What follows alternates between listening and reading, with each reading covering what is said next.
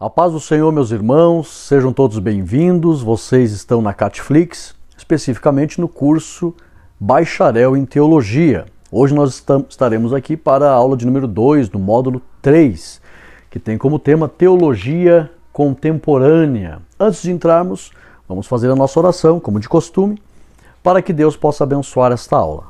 Ore comigo, Santo Deus e Eterno Pai. Te damos graças, Senhor, por poder produzir esse material, estudar com os teus filhos e aprender mais da tua palavra. Ilumina-nos, Senhor, nesta aula, abençoe o teu povo e seja glorificado. Para a glória do teu nome, em o nome de Jesus. Amém e amém. Glória a Deus. Tome posse desta bênção, nós temos a nossa introdução. Assista como se fosse um filme. Tranquilo, depois você assiste novamente, as aulas são curtas. Nós teremos aqui 2 aulas agora, aula 2 e aula 3, e depois você assiste tomando nota, ok? A nossa intenção nesse método é fazer aulas não tão extensas. Claro que algumas, devido ao conteúdo, elas precisam ser um pouco mais extensas, mas não são todas. A maioria são aulas curtas, então você assiste com calma, depois você revê tomando nota. Vamos lá? Estudaremos o período moderno e os estudos que marcaram essa época no meio acadêmico e social. Antes de entrar, deixa eu dar uma introdução para você aqui do contexto acerca da teologia na modernidade. Hoje nós temos um grande liberalismo teológico. Como assim? Nós temos, além do liberalismo, onde as pessoas pensam de acordo com suas concepções, nós temos uma vasta organização de ideias diferentes no meio cristão. Não é nem no meio secular de outras religiões, é no meio cristão. Existem muitas linhas de interpretação no meio cristão. É por isso que tem muitas denominações. Então, quando você vai estudar teologia contemporânea, você vai compreender a história do desenvolvimento do ensino sistemático da teologia. Quando eu falo ensino sistemático da teologia, eu não estou falando de teologia sistemática. O ensino sistemático da teologia é o ensino acadêmico. O que era ensinado nas universidades, o que era ensinado entre os doutores, os formadores de opinião do meio teológico.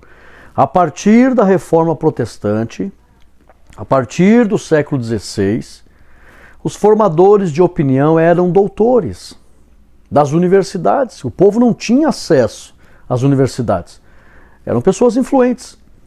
Então, a teologia, o estudo sistemático da teologia vai se desenvolvendo no meio acadêmico. E essas pessoas do meio acadêmico acabaram influenciando pessoas importantes do meio secular. Até que as opiniões de muitos doutores cristãos chegaram na imprensa e se popularizou a ideia destas pessoas. E por causa dessas ideias, desses doutores, teólogos, principalmente depois da Reforma Protestante, surgiram muitos doutores, muitos teólogos que eram da linha filosófica, porque existe essa linha de interpretação teológica por meio da linha filosófica, onde as pessoas tentavam interpretar Deus com as argumentações da razão humana. E você hoje vai entender coisas maravilhosas aqui nesta aula. E esses doutores, formadores de opinião, que alcançaram a mídia, os meios de comunicação, a imprensa na época, né? Eles então, a ideia deles se popularizou no mundo. E por causa dessas ideias, surgiram muitas correntes de interpretação teológica e é por isso que existem muitas denominações cristãs. Então, se algum dia, você que está aqui no Bacharel, alguém te perguntar por que existem muitas denominações, não é pelo fator de insubordinação, não quis permanecer numa igreja, saiu e abriu outra, não. Isso aí são coisas pequenas. O que acontece hoje de ter grandes denominações, muitas, só para você ter uma ideia, protestantismo mesmo. Tem o protestantismo tradicional, luterano, os calvinistas, presbiteriano, anglicano, batistas. São muitas denominações. E, lamentavelmente, não se chega a um denominador comum, doutrinariamente. E isso é perigoso para quem? Para o leigo, que não tem firmeza, não conhece as Escrituras. Então, teologia contemporânea vai mostrar quem foram esses pensadores, o que eles divulgaram, e aí essas ideias que estes homens disseminaram pelo mundo, estou falando de cristãos, estou falando de teólogos, fez com que houvesse uma diversificação dentro do próprio cristianismo. Então é por isso que existe muitas linhas de pensamento, existe os pentecostais, os neopentecostais, existe os tradicionais, existe aqueles de uma confissão doutrinária de um segmento. Por exemplo, eu sou evangélico da confissão luterana. Eu sou evangélico batista. Não, eu sou batista reformado. Não, eu sou pentecostal. Não, eu sou neopentecostal. Então existem muitas linhas de pensamento e interpretação, justamente porque foram estes homens que tiveram influência em suas épocas e começaram a ter muitas contradições de pensamento. E, lamentavelmente, isso foi fazendo que, ao invés do corpo de Cristo ser coeso, o corpo de Cristo parece que foi se dividindo. É claro que existe o corpo místico que é coeso, mas a igreja visível, hoje, ela está multifacetada. Então, só para você ter noção do porquê que estamos onde estamos, com muitas linhas de interpretação. Porque da Idade Média para a moderna, teólogos, formadores de opinião, com suas ideias, alcançaram a imprensa, influenciaram autoridades e as interpretações teológicas desses homens prevaleceu entre os cristãos de vários segmentos e aí surgiram muitas denominações. Vamos lá? O período moderno, Immanuel Kant. Kant foi um dos principais filósofos do século XVIII e influenciador da teologia moderna. Sua principal obra é a Crítica da Razão Pura, tá? Compreendendo como razão pura o método da ciência que trabalha com o conhecimento empírico. Então, letra B. Para Kant, a religião somente possui sentido em seu conteúdo prático-moral. E aqui já começou o problema, porque eles começaram a dar muito crédito à moralidade humana. Seja correto, seja uma pessoa honesta. Você é capaz de alcançar a pureza. Isso é perigoso. O homem não é capaz de nada. Mais à frente nós vamos ver outros teólogos, doutores, que entenderam, não, o homem não pode nada se não for a graça de Deus.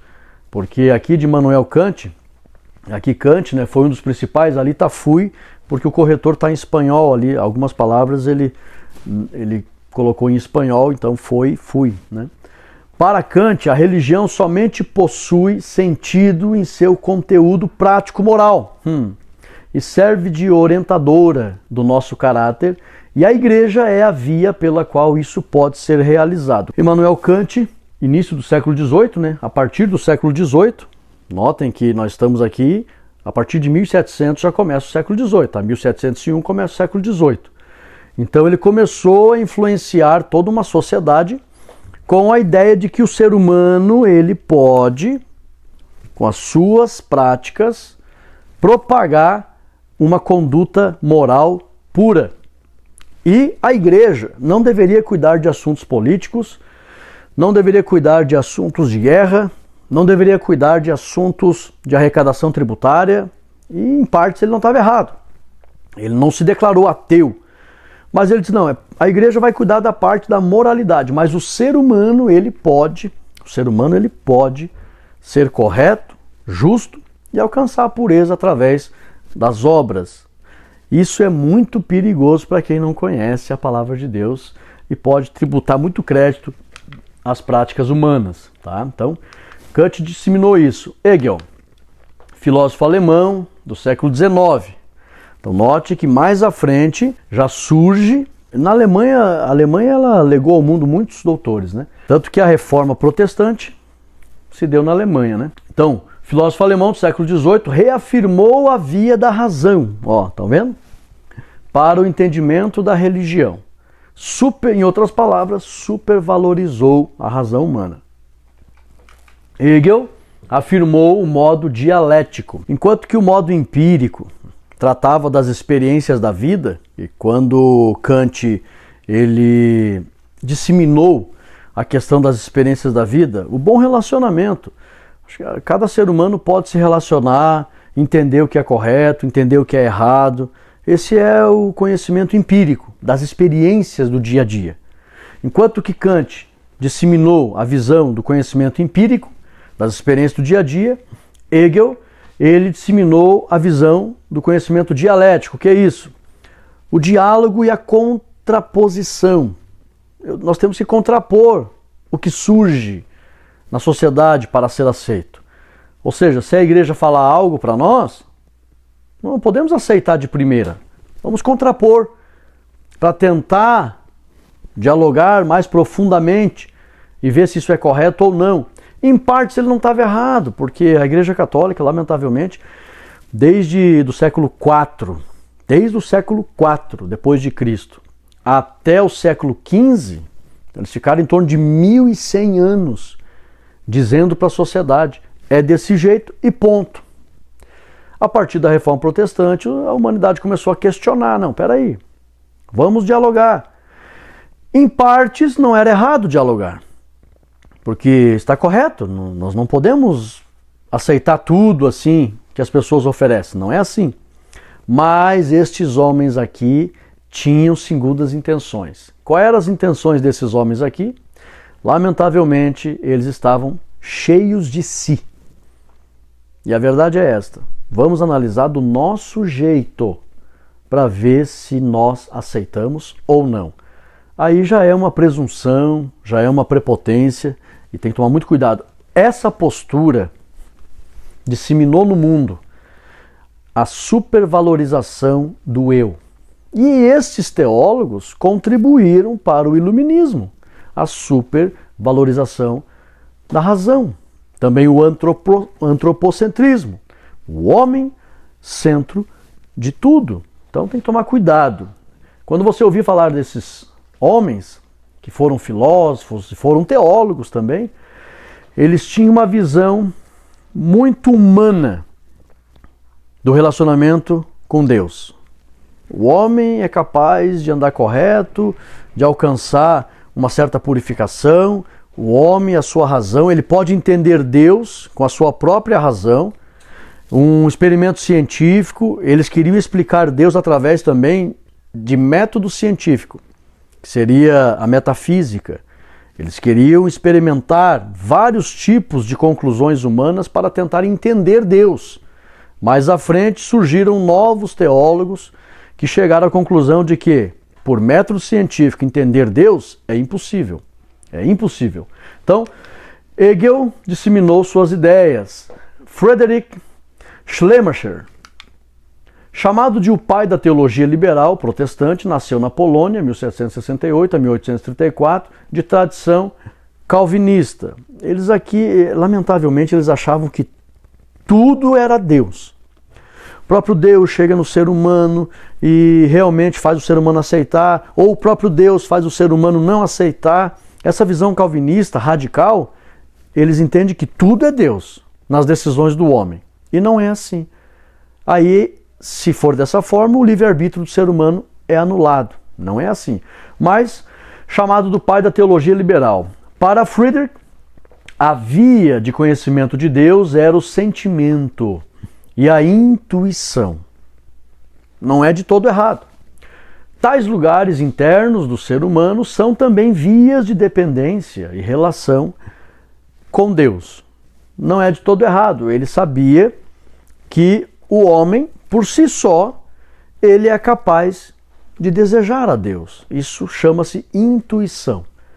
Está dentro do ser humano, não precisa, só que esse é o problema. Como a igreja medieval, a igreja imperial, ela tinha um domínio durante muitos séculos sobre a opinião pública, eles acabavam disseminando suas ideias para, de uma vez por todas, tirar a população debaixo do jugo da igreja.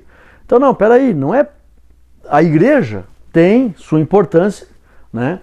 A via de conhecimento de Deus, o sentimento e a intuição, ele não estava dizendo que a igreja não tinha sua importância, mas o ser humano pode conhecer Deus sem precisar da igreja.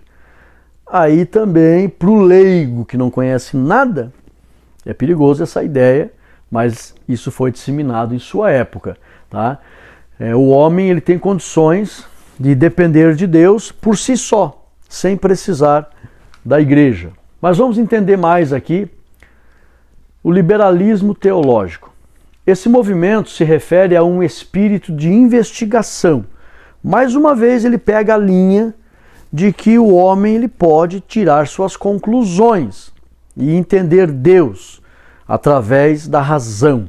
Entender completamente. É tanto que existiram filósofos dessa época que eles queriam fazer com que a razão fosse uma religião, onde o próprio Deus seria a própria razão. Então eles valorizaram demais. E por quê? Eu até entendo esses homens, em parte. Porque eles vinham há 1100 anos, cegamente, de boca fechada, de mãos atadas, aceitando o que a igreja falava, obrigava, ordenava. A população estava cansada dos abusos da igreja imperial. E depois da reforma protestante, aí a igreja concedeu liberdade de culto, e muitas pessoas que já estavam há décadas com vontade de dar o grito da liberdade, extrapolaram. Extrapolaram não, o ser humano ele pode, ele tem condições de entender Deus sozinho, de questionar, de refutar.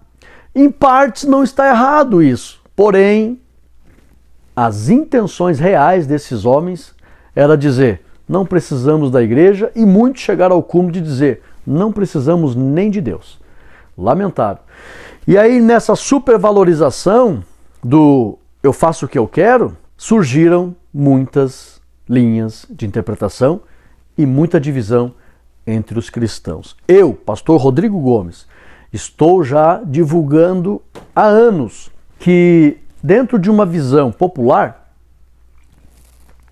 onde muitas pessoas dizem que fazem aquilo que quer de suas vidas, eu costumo dizer que hoje, infelizmente, os adeptos e amantes da teologia popular criaram para si o quinto evangelho.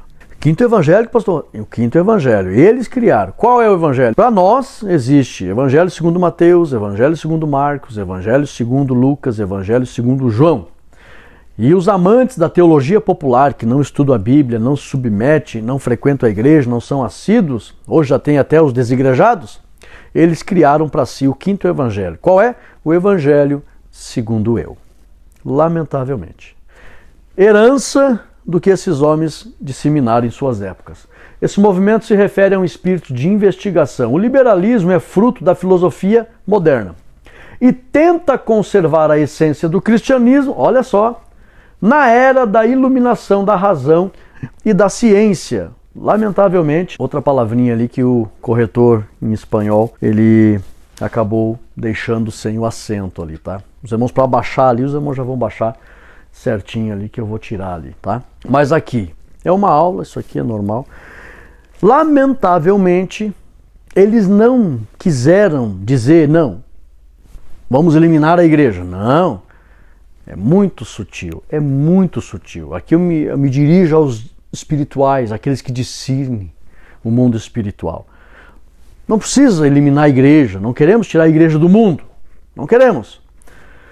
Mas nós podemos conservar a essência do cristianismo através da iluminação da razão. Então a linha é muito tênue. Aqui realmente é, como diz o brasileiro na linguagem popular, né? É puxar brasa para o seu assado. Não, é do nosso jeito. Nós interpretamos a Bíblia, a verdade, do nosso jeito.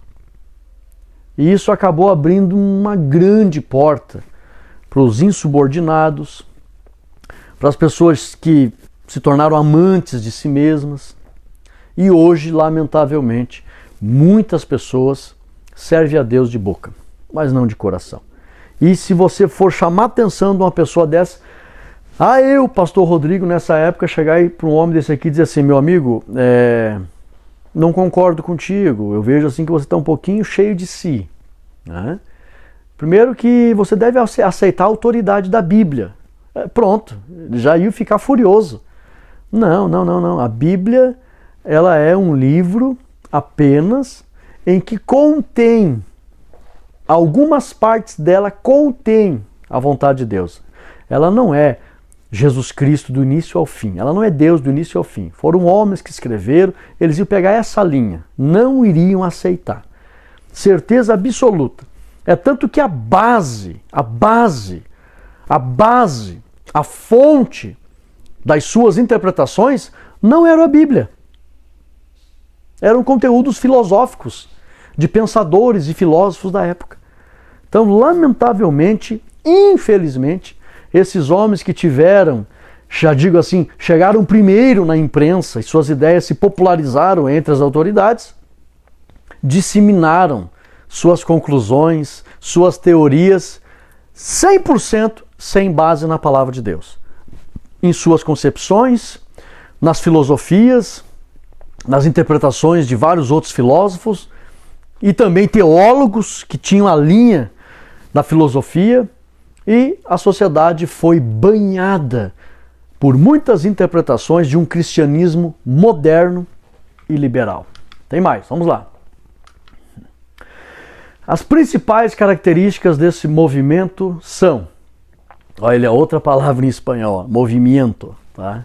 Eu estou aprendendo espanhol e às vezes o corretor ali nos meus estudos, ele hora está em espanhol, hora está em português, mas para os irmãos baixarem, pode ter certeza que já vai estar corrigido ali, não vai ter problema. As principais características desse movimento são, aqui, antes, esse desenho eu quero que você preste bem atenção, para você entender. Bem-vindo ao liberalismo teológico. O que é isso? Aqui tem uma parede, aqui tem um desenho de um homem, tá? Teologia liberal. Aqui está a Bíblia. E os teólogos liberais, eles querem encaixar a Bíblia na vontade do ser humano. É isso que eles querem fazer. E aí aqui tem uma representação fantástica para ilustrar esse período. Agora encaixa? Não, corta mais um pouquinho, tira ali, sabe? Leva isso aqui, tira, já tem muito pedaço aí, leva para lá.